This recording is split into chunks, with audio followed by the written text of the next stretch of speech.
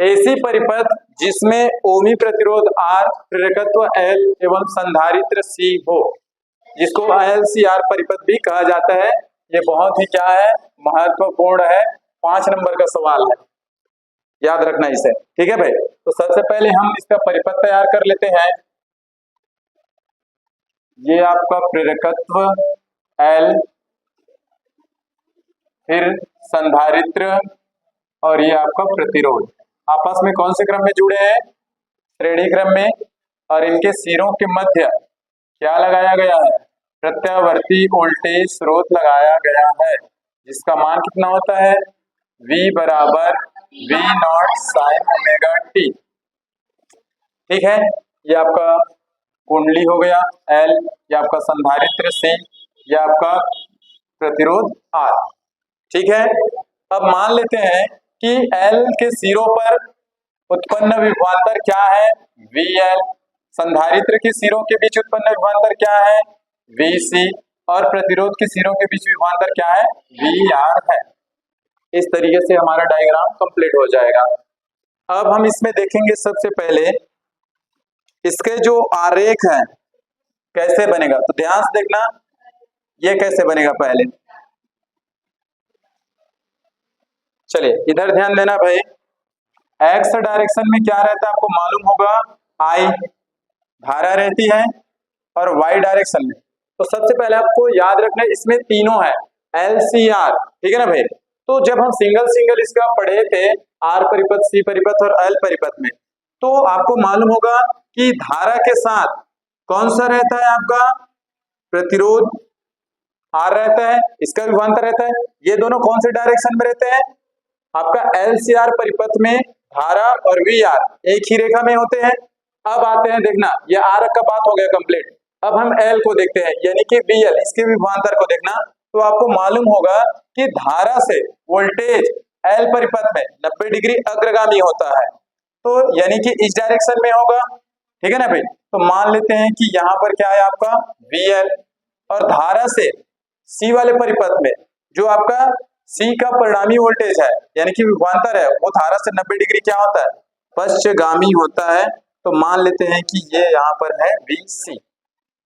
ठीक है, अगर मैं अब इन दोनों का परिणामी विभवांतर निकालूं, इसका VL माइनस VC हो जाएगा, याद आ रहा है। इसका अगर मैं परिणामी विभवांतर निकालूं तो क्या हो जाएगा, VL माइनस VC हो जाएगा। अगर, अब ध्यान से सुनना, ये तो इसका परिणामी विभवांतर निकल गया। अगर मैं VR और ये VL माइनस VC का अगर परिणामी विभवांतर निकालो तो कुछ इस तरीके से निकलता है, आपको याद होगा, और इसको मैं क्या मान लेता हूं, V। ठीक है ना भाई, इसके किसके बीच में परिणामी विभवांतर है, ये VR और ये VL माइनस VC, इनके बीच परिणामी विभवांतर V है। अगर मैं इसके सिरे को मिला दूं इस तरीके से, तो क्या एक त्रिभुज का निर्माण होगा क्या, और यहाँ पर कितने डिग्री का कोण बनेगा, 90 डिग्री का कोण बनेगा। और मान लेता हूं कि ये आपका I और ये आपका परिणामी वोल्टेज और I के बीच कौन सा कोण बनता है, या कलांतर फाई। क्लियर है, इस तरीके से आपका क्या, ये डायग्राम कंप्लीट हो जाएगा भाई। तो फिर आपको ये वाला परिणामी विभवांतर देख के समझ में आ गया होगा, यहाँ पर पाइथागोरस प्रमेय लगने वाला है, क्योंकि ये कर्ण है आपका, ये आपका लंब है, ये वाला पूरा लंब होगा। ठीक है ना भाई, और ये आपका क्या होगा, आधार होगा। ठीक है, चलिए इतना पहले आप लोग बना लीजिए, फिर आगे इसका डेरिवेशन करेंगे।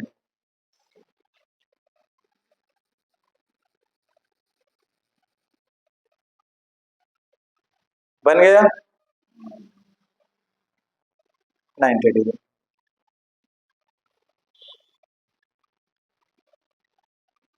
चलिए अब इसे लिखते हैं, जो जो यहाँ पर किया उसे।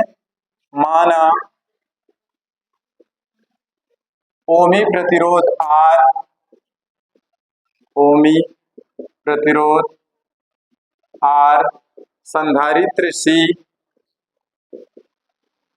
एवं प्रेरकत्व L आपस में कौन से क्रम में जुड़े हैं, हाँ, आपस में श्रेणी क्रम में जुड़े हुए हैं, जुड़े हुए हैं। जिनके सिरों के मध्य, जिनके सिरों के मध्य प्रत्यावर्ती वोल्टेज स्रोत, प्रत्यावर्ती वोल्टेज स्रोत लगाया गया है, तब किसी क्षण t पर, तब किसी क्षण t पर प्रत्यावर्ती वोल्टेज का समीकरण निम्न होगा।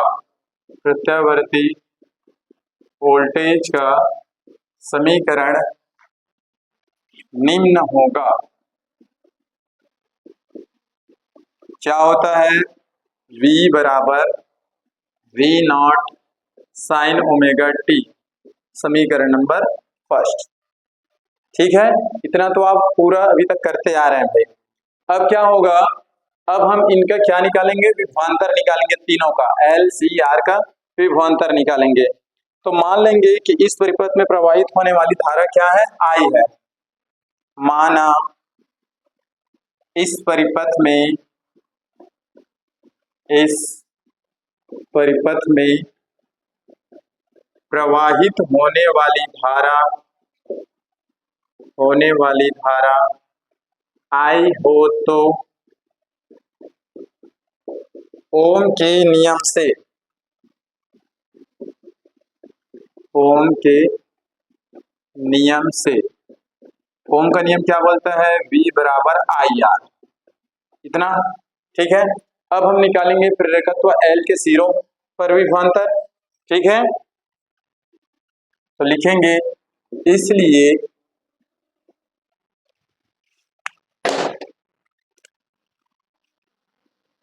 प्रेरकत्व L के सिरों के मध्य विभवांतर, सिरों के मध्य विभवांतर कैसे निकालते थे?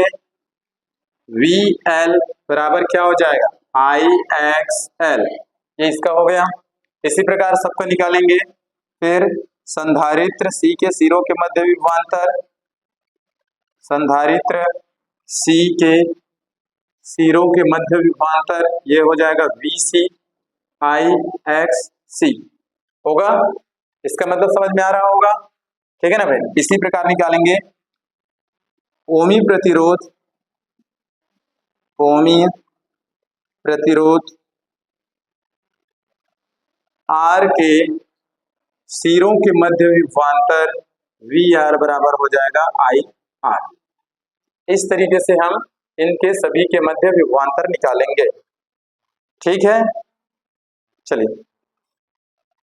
इतना पहले लिख लीजिए। चलिए आगे, इस परिपथ में जो आप डायग्राम बना था उसमें लिखेंगे, इस परिपथ में VR एवं I एक ही रेखा में, एक ही रेखा में होते हैं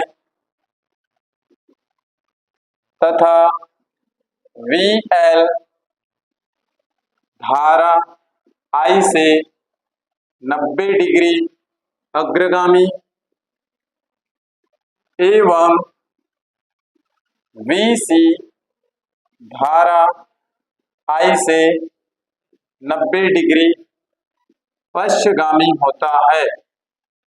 ये ग्राफ से आपको पता चल गया होगा कि देखे होंगे कि VR और I एक ही रेखा में होते हैं। जो VL है वो धारा I से 90 डिग्री अग्रगामी और जो VC है वो धारा I से 90 डिग्री पश्चगामी होता है। बस उसी को शब्दों में यहाँ लिखे हैं। अब हम निकालेंगे परिणामी वोल्टेज या परिणामी विभवांतर,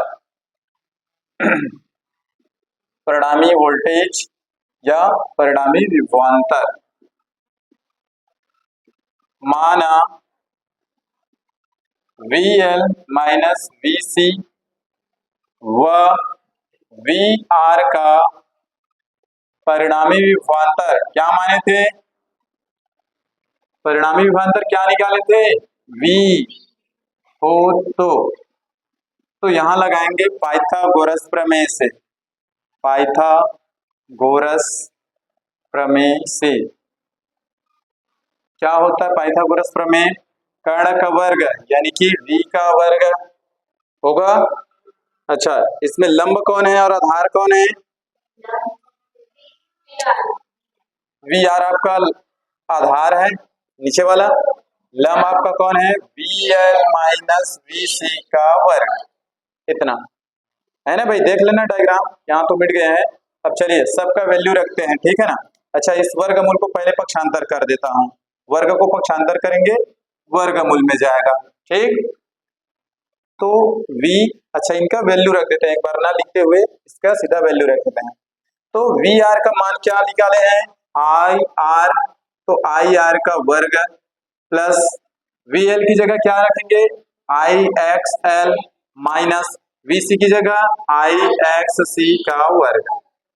यहां तक समझ में आया क्या?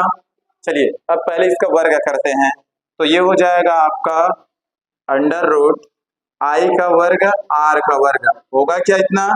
अच्छा, यहां से देखो दोनों में आई है, आई का वर्ग बन के बाहर निकल जाएगा, तो अंदर क्या बचेगा? X L minus X C का वर्ग होगा। भाई दोनों में आई था, आई का वर्ग दोनों के लिए रहेगा, हमने उसको बाहर निकाल दिया।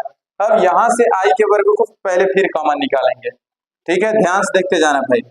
ये हो जाएगा आपका, यहाँ भी आई का वर्ग, यहाँ भी आई का वर्ग बाहर निकल गया, इधर क्या बचा?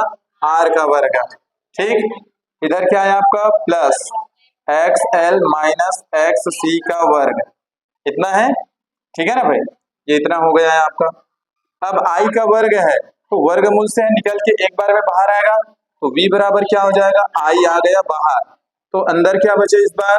आर का वर्ग plus X L minus X C का वर्ग।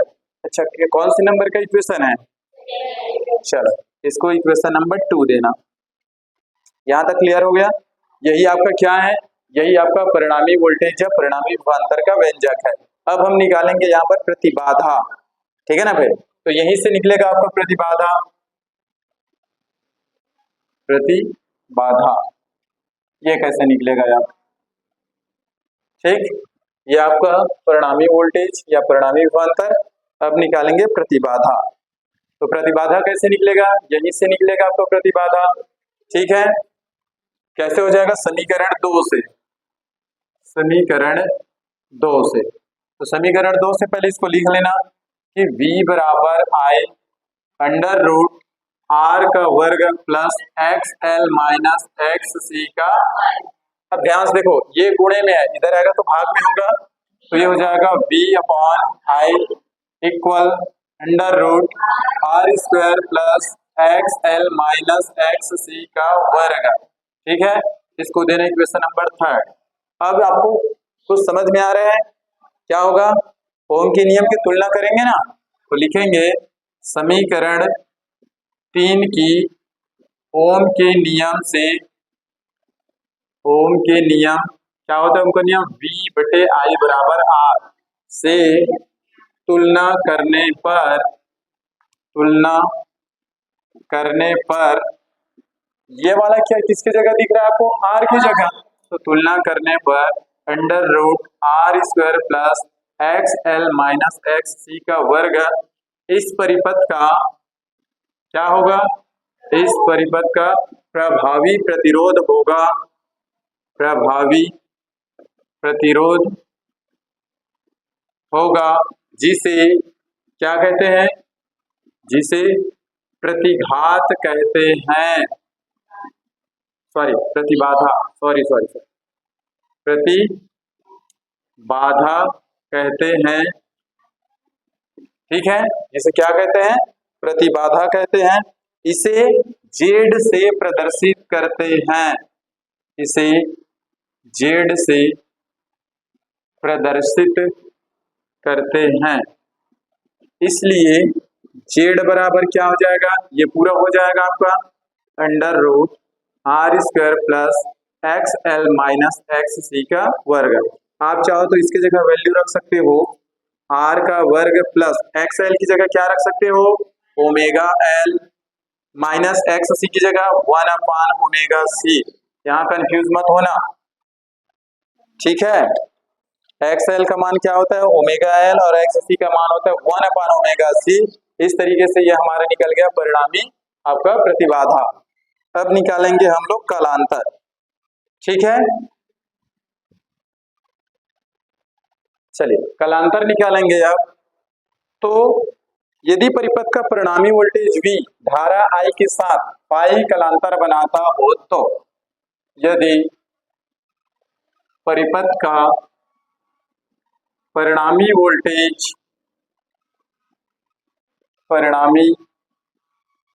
वोल्टेज धारा I के साथ फाई कालांतर बनाता हो, तो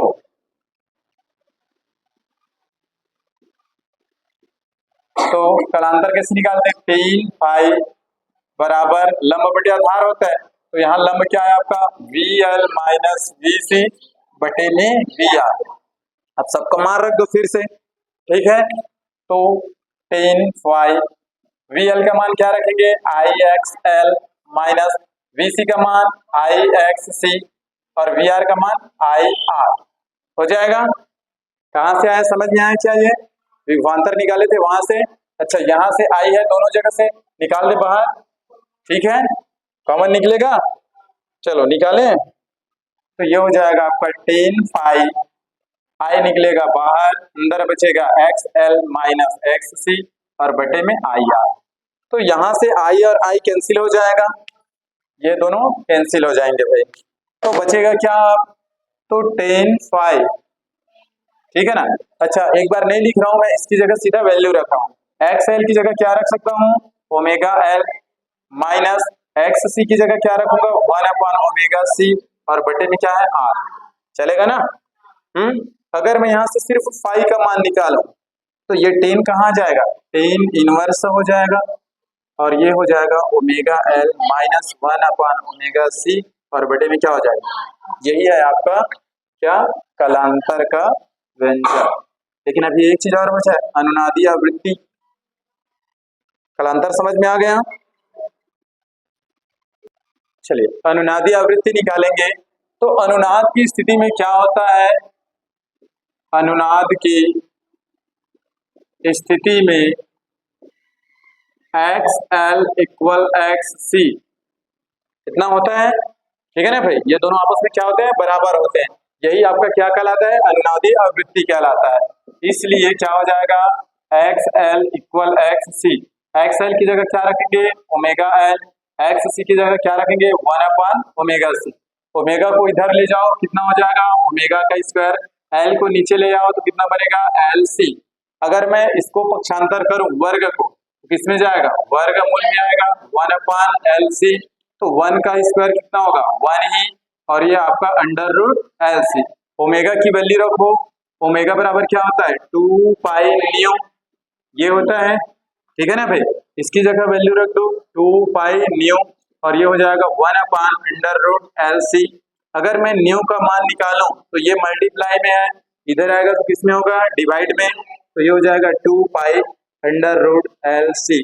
यही आपका क्या है अनुनादी आवृत्ति का व्यंजक है, लिख लेना, यही अनुनादी आवृत्ति का व्यंजक है। इस तरीके से आपका LCR परिपथ का व्यंजक कंप्लीट होता है। ये आ गया पूरा समझ में। अब लाओगे 5 नंबर, चलिए।